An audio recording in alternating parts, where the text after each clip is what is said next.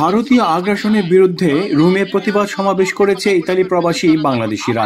আন্দোলনকারীরা বাংলাদেশের বিরুদ্ধে ভারতের শত্রুতা বন্ধ করে সম্প্রীতির আহ্বান জানিয়েছেন।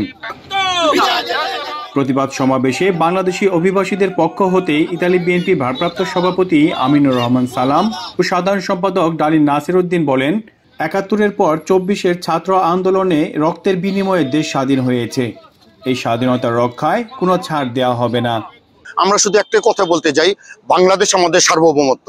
আমরা শহীদের রক্তে দিয়ে এই বাংলাদেশকে আজকে আমরা এই বিশ্বের মানচিত্রের মধ্যে আমরা পেয়েছি। বাংলাদেশ এত সস্তা না।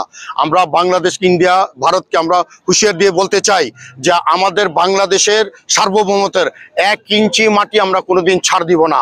এবং যার যার দেশ, আমরা স্বাধীন বাংলাদেশ, আমরা ৩০ লক্ষ রক্তের বিনিময়ে আমরা এই স্বাধীনতা অর্জন করেছি।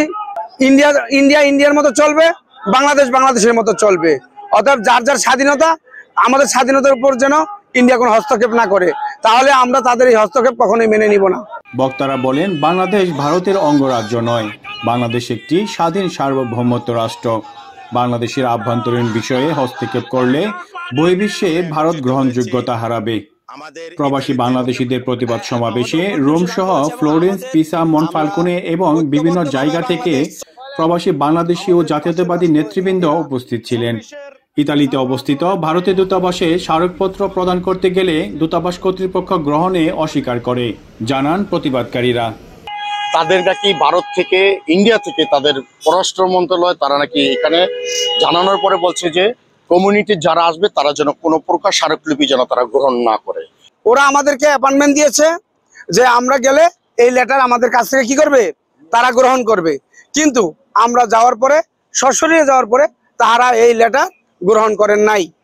অর্থাৎ তারা আবারও কি প্রমাণ দিল যে ইন্ডিয়া আগ্রাসনবাদী একটি দেশ। কূটনৈতিক নিয়ম লঙ্ঘন ও ষড়যন্ত্র বন্ধ করে বাংলাদেশের সাথে সুসম্পর্ক করতে ভারতকে আহ্বান করে সমাবেশ সমাপ্তি করেন আন্দোলনকারীরা। প্রবাস টিভি নিউজ, রোম, ইতালি।